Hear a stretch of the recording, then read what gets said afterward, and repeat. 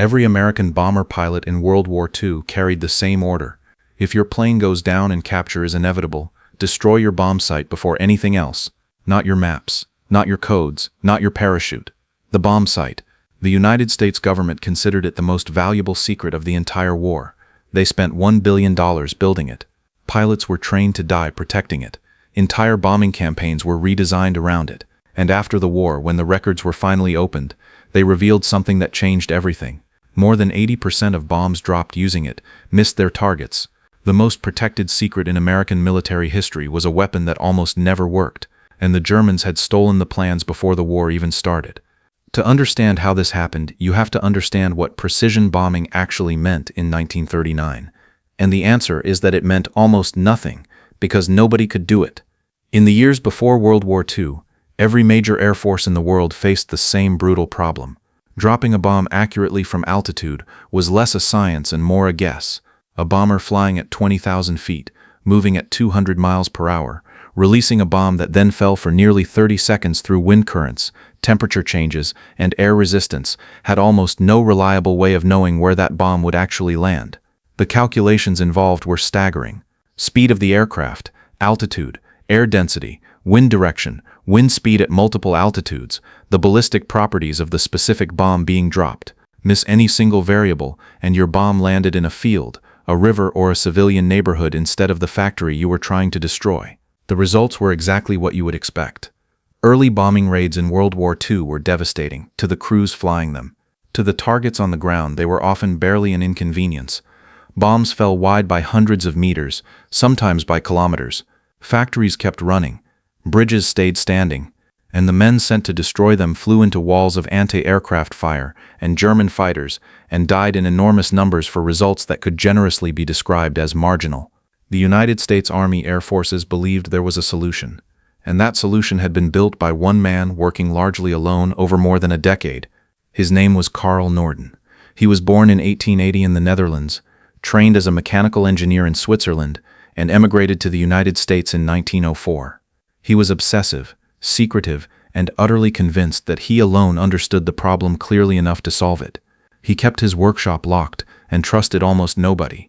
He worked on his device the way a watchmaker works on a mechanism that has to function perfectly every single time. Carl Norden was a deeply religious man who believed that God wanted bombs to land where they were aimed. What he built was, on paper, a genuine masterpiece of mechanical engineering. The Norden Bombsight was an analog computer, not electronic, mechanical, built from roughly 2,000 individual precision machined components, gears, gyroscopes, mirrors, and levers working together to solve in real time the mathematical problem of where a bomb would land if released at this exact moment from this exact aircraft at this exact speed and altitude. The bombardier, the crew member responsible for operating it, would spend the final minutes of the bombing run feeding data into the device: airspeed, altitude, wind readings taken from instruments on the aircraft. The Norden processed all of it and showed the bombardier a crosshair sight. When the target crossed the crosshair, the bombardier released the bombs. The device could theoretically put a bomb within 100 feet of a target from 4 miles up. 100 feet from 4 miles up. The Army Air Forces used to say the Norden could drop a bomb into a pickle barrel from 20,000 feet. They believed it. They told Congress. They told the press. They built their entire strategic bombing doctrine around it. Pause and think about what that promise actually meant.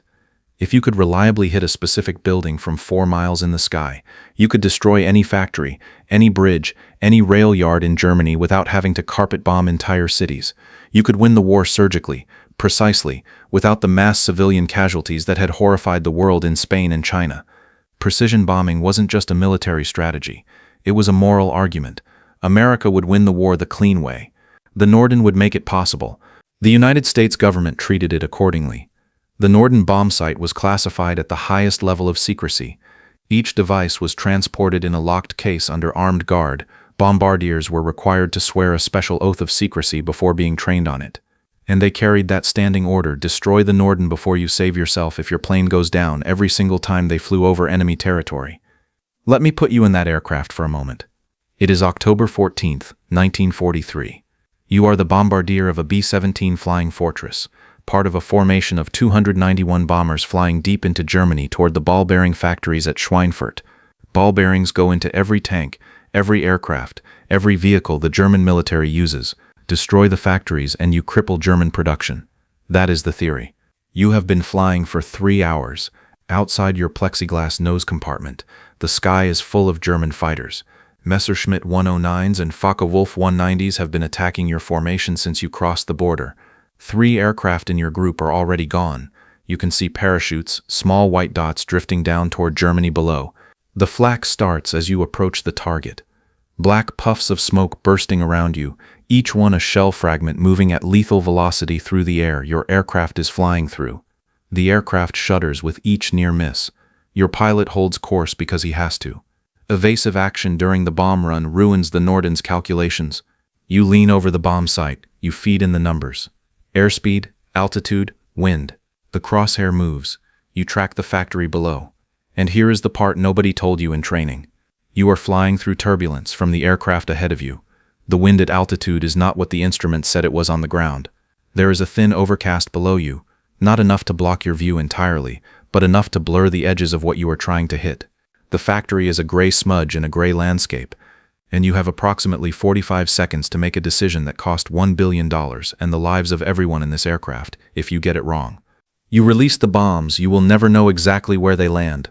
60 aircraft from that mission did not come home, 600 men, and the Schweinfurt ball-bearing factories were back to nearly full production within weeks. But here is the part that most people never hear, and it changes everything about this story. The Norden Bombsight's fatal flaw was not the device itself. The device worked exactly as Carl Norden designed it. The problem was the assumption the entire system was built on. The assumption that the sky over a target would be clear enough to see it, calm enough to take accurate wind readings, and stable enough for a bomber to fly straight and level for the several minutes the bomb run required. In practice, Europe was covered in clouds for most of the year.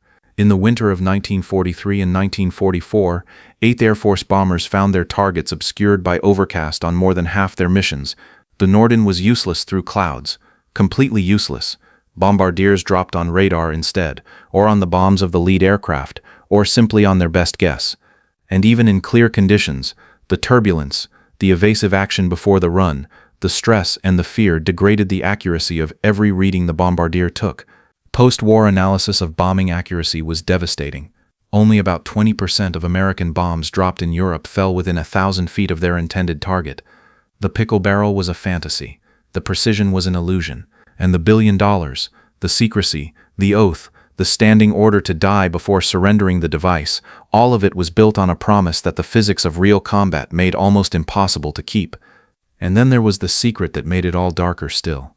In 1937, a man named Hermann Lang worked as an inspector at the Carl L. Norden Company in New York, the factory where the bomb sights were manufactured. Lang was also a spy for Nazi Germany. He memorized the Norden's blueprints piece by piece over months, passed them to German intelligence, and the Luftwaffe had a complete copy of the device's design years before America entered the war. The most protected secret in American military history had been compromised before most of the men who died protecting it had even enlisted.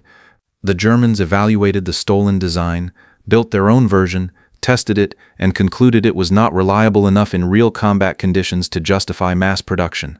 They were right. The Americans spent $1 billion, lost thousands of aircrew, and built their entire bombing strategy around a device that the enemy had already dismissed as impractical.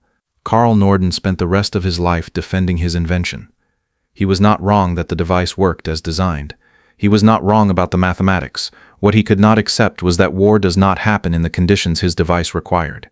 He died in 1965, largely forgotten outside engineering circles, still believing that the bomb sight had been the right answer to the right question. The strategic bombing campaign eventually succeeded, but not because of the Norden.